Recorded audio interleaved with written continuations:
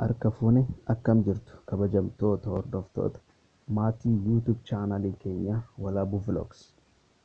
Nagaan keenya bakka jirtanitti isin haa qaqqabu jechaa har'a qophii addaa isinii qabannee dhiyaannee jirra.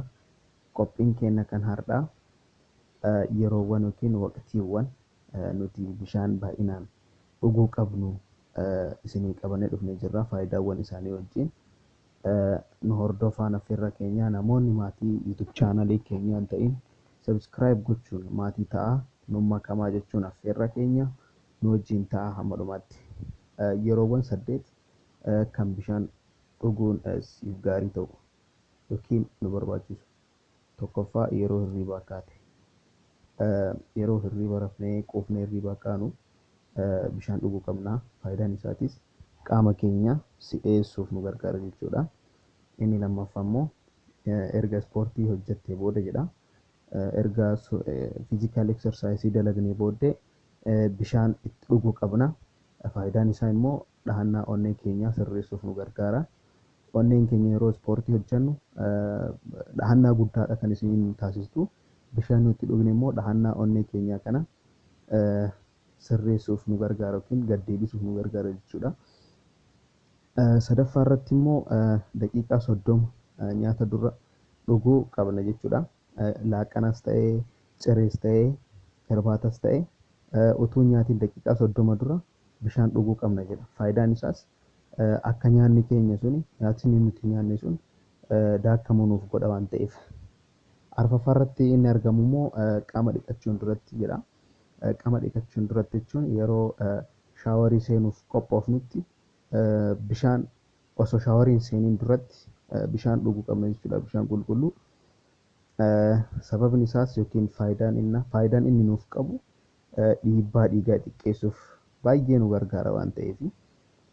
Shanaffaa irratti immoo kan argamu hirribaan duratti jedha. Hirribaan duratti osoo gara siree deemuun duratti yookiin ciisichaaf osoo hin deemne duratti bishaan qulqulluu dhuguu qabnedha.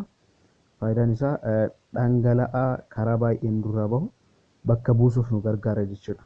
Kanaafuu yeroo hirriba deemnu hirriba dura bishaan dhuguun nurra jiraata jechuudha. Jahaffaa irratti immoo kan argamu yeroo dhukkubbiin sitti dhagahamu bishaan dhuguu qabda.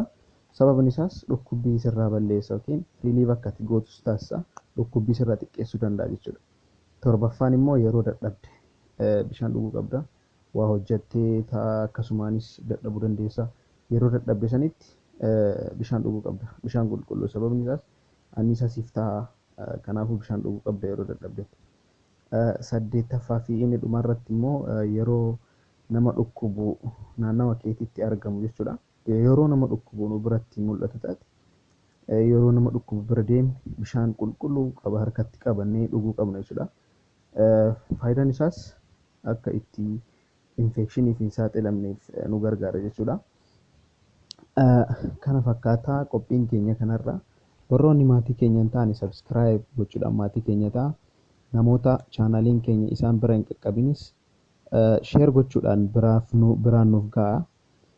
Chaanaliin keenya odeeffannoolee waa'ee fayyaatiin wal qabatan kan isin biraan gahudha. Yeroo itti aanutti fuulduratti yeroo akkuma guddachaa deemuun vershiniin chaanala keenyaas babal'achaa deema waan ta'eef namoota isaan biraan gahiniif biraan nuuf gahaa isiniin jenna. Waan hordoftaniif galatooma. Torban gaarii isiniif haa ta'u jenna. Bakka jirtanitti nagaa nuuf oolaa, nagaa nuuf turaa isinitti haa ta'u.